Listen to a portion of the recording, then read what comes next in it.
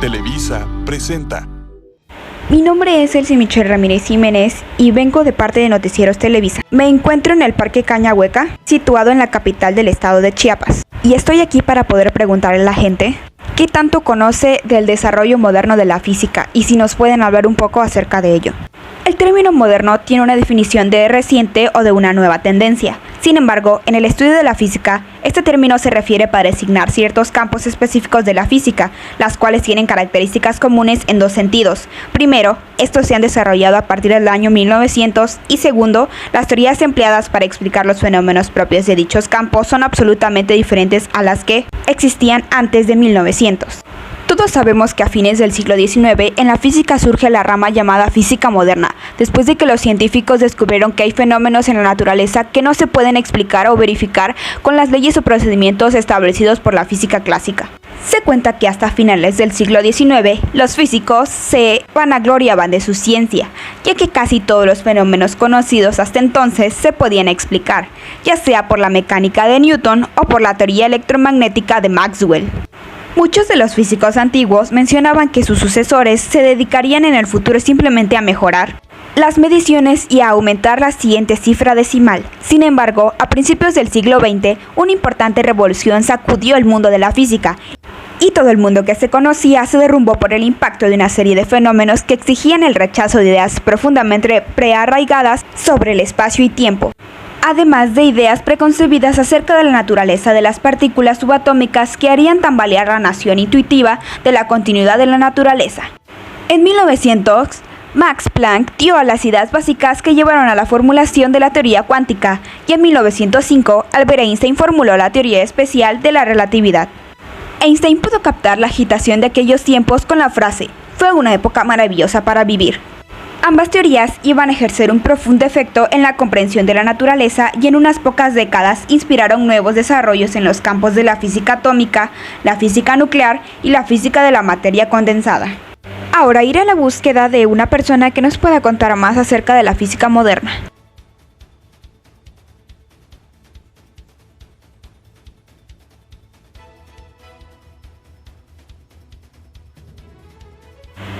Buenas tardes, estoy aquí por parte de Televisa haciendo un reportaje con personas que quieran hablar acerca de la física moderna. ¿Podrías mencionar lo más relevante de la física clásica, por favor? La teoría clásica, pues esa teoría es la encargada de estudiar los fenómenos cuya velocidad es muy pequeña comparada con la velocidad de la luz. Está basada en los principios previos a la aparición de la mecánica cuántica, y además se considera determinista, esto en el sentido de que el estado es un sistema cerrado en el futuro, depende exclusivamente del estado del sistema en el momento actual. La física clásica se conoce como tal gracias a la aparición de las leyes de Newton en 1687. Como bien sabemos, estas leyes son tres. Y la primera, que es la primera ley de Newton, o mejor llamada como ley de la inercia, postula que un cuerpo permanecerá en reposo o en movimiento recto con la velocidad constante a menos que se aplique una fuerza externa. Es decir, no es posible que un cuerpo cambie su estado inicial, sea reposo o movimiento, a menos que intervenga una o varias fuerzas. La segunda ley es también llamada como ley fundamental de la dinámica, la cual postula que la fuerza neta que es aplicada sobre un cuerpo es proporcional a la aceleración que adquiere en su trayectoria. Por último está la tercera ley de Newton. Esta ley, dice que toda acción genera una reacción igual, pero en sentido opuesto. La teoría clásica básicamente se encuentra integrada por otras ciencias, las cuales se definen como, en primer lugar tenemos la acústica. La acústica es la encargada de estudiar la producción, transmisión, almacenamiento, percepción y reproducción del sonido. Es decir, esta estudia de manera detallada las ondas sonoras que se propagan. De ahí tenemos a la mecánica, la cual estudia y analiza el movimiento y reposo de los cuerpos, así como su evolución temporal bajo la acción de una o varias fuerzas. Proseguimos con la cinemática, la cual es la encargada de estudiar el movimiento de los objetos sólidos y su trayectoria en función del tiempo, sin tomar en cuenta el origen de las fuerzas que lo motivan. Para eso se toma en cuenta la velocidad y la aceleración. De ahí seguimos con la óptica, la cual estudia la luz y los fenómenos derivados del efecto luminoso. La termodinámica, la cual es la encargada de estudiar los efectos de los cambios de temperatura, presión y volumen de un sistema físico a un nivel macroscópico. La materia está compuesta por diferentes partículas que se mueven de manera desordenada, y la encargada de estudiar y analizar este movimiento desordenado es la termodinámica. Por último, tenemos al electromagnetismo, el cual analiza las relaciones entre los fenómenos eléctricos y magnéticos, es decir, las interacciones entre las partículas cargadas y los campos eléctricos y magnéticos. Continuamos con más. Me encuentro parada en la pista para correr y vamos a preguntar a la siguiente persona que pase acerca de la teoría relativista. ¿Te gustaría comentar algo acerca de la teoría relativista? Estoy haciendo un reportaje de parte de Televisa. Es la teoría desarrollada a principios del siglo XX, que originalmente pretendía explicar ciertas anomalías en el concepto de movimiento relativo, pero que en su evolución se ha convertido en una de las teorías básicas más importantes en las ciencias físicas. Esta teoría, desarrollada fundamentalmente por Albert Einstein, fue la base para que los físicos demostraran la unidad esencial de la materia, la energía, el espacio y el tiempo, la equivalencia entre las fuerzas de la gravitación y los efectos de la aceleración de un sistema. La teoría de la relatividad está compuesta a grandes rasgos por dos grandes teorías, la de la relatividad especial y la relatividad general, que pretendían resolver la incompatibilidad del existente entre la mecánica newtoniana y el electromagnetismo.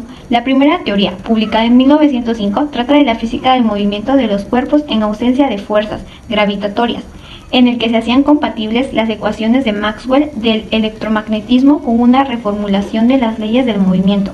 La segunda, de 1915, es una teoría de la gravedad newtoniana, pero coincide numéricamente con ella en campos gravitatorios débiles. La teoría general se reduce a la teoría especial en ausencia de campos gravitatorios. Gracias. Ahora me encuentro en otra zona del parque, diseñada para hacer ejercicio con aparatos, y por aquí buscaré a los alrededores o alguna persona que quiera ayudarnos con el reportaje. Hola, buenas tardes. ¿Te gustaría hablar algo acerca sobre la teoría cuántica? Hola, pues la física cuántica tiene sus inicios a finales del siglo XIX y a principios del siglo XX. En esos años hubieron pues nuevos fenómenos para la física, y esos fenómenos pues trajeron consigo pues nuevas preguntas, nuevas ideas, nuevas hipótesis que pues buscaron respuesta y sí le lograron dar una respuesta mediante realizaciones de experimentos y observaciones. Mira, la física cuántica estudia la naturaleza de una escala atómica, por ejemplo. Mira, el más claro ejemplo que te puedo dar es que pues estudia el mundo de lo pequeño, como son las moléculas, átomos y componentes. El descubrimiento de esta nueva rama de la física pues trajo consigo nuevas ayudas, descubrimientos, apoyos y pues personas que escribieron sus fundamentos para poder establecerla hasta como la conocemos el día de hoy. Y pues el principal fue Max Planck, que él intentaba explicar la radiación térmica de un cuerpo negro, y mediante esa explicación y esa investigación lo llevaron a tener unas nuevas ideas, unas nuevas respuestas, y con ello estableció las ideas básicas que son de la teoría cuántica.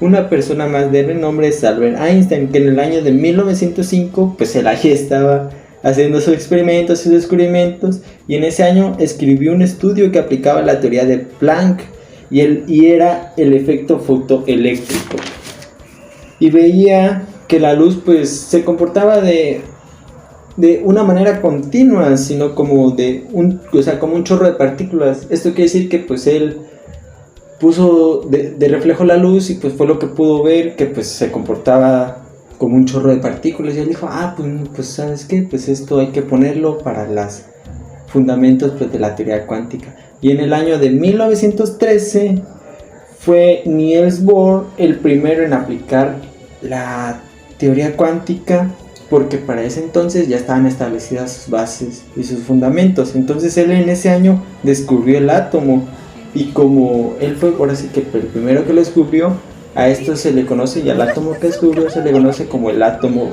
de Bohr. que pues este átomo emite una energía cuando un electrón salta entre las órbitas circulares discretas, y eso hace que pues el átomo tenga energía. Y pues mira, esto es todo lo que yo sé de la física cuántica. Espero haya respondido bien y sirva de algo.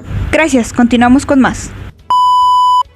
Ahora me encuentro en otra área del parque donde puedes correr libremente, y ahora de este lado tengo a la persona que me va a ayudar con las teorías de la unificación de la física. Por favor, estaciona tu bicicleta y ayúdanos a saber más acerca de este tema. Por favor, ayúdanos con este reportaje. Es una teoría que unificaría 3 de las 4 fuerzas fundamentales en la naturaleza: la fuerza nuclear débil, la fuerza nuclear fuerte y la fuerza electromagnética. No han sido raros los casos de unificación de distintas teorías. Varias veces ha acontecido que fenómenos aparentemente desconectados terminan teniendo un origen común, y aunque desde la perspectiva actual su afinidad parezca obvia, en su momento fue un logro darse cuenta de su gran conexión. Si dos fenómenos tienen un gran origen común, las teorías que lo describen se pueden combinar en una nueva que tendría un poder explicativo mayor. Los experimentos que se realicen en el CERN y en otros laboratorios deben permitir culminar el modelo estándar de la física de partículas. Sin embargo, habrá que aportar ideas de nuevo cuño que queremos trenzar una teoría unificada de todas las fuerzas. Completa la física entender la unidad extrañada en la maravillosa diversidad de la naturaleza. En esa dirección se han dado casos importantes. Newton unió la mecánica terrestre con la celeste en el siglo XVII. 2 centurias más tarde, James Clerk unificaba la óptica con la electricidad y el magnetismo. Entre 1905 y 1916, Einstein unificó la geometría del espacio-tiempo y la teoría de la gravitación. Un decenio después, pergeñada la mecánica cuántica, se dieron química y física atómica. Einstein dedicó los últimos 30 años de su vida a la búsqueda infructuosa de su teoría de campos unificada, que uniría la relatividad general, su propia teoría del espacio-tiempo y gravitación con la teoría del electromagnetismo de Maxwell. En tiempo más reciente se han realizado progresos hacia la unificación, aunque en dirección distinta. Nuestra teoría actual de las fuerzas y partículas elementales, el modelo estándar, ha unificado electromagnetismo y las interacciones débiles, las fuerzas responsables de la transformación mutua de neutrones y protones en los procesos radiactivos y en el interior de las estrellas. Mas, sin embargo, antes de Newton, nadie se imaginaba que la fuerza que hacía caer las cosas fuera exactamente la misma que mantenía a los planetas.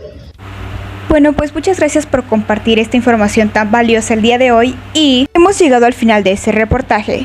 Gracias por ver.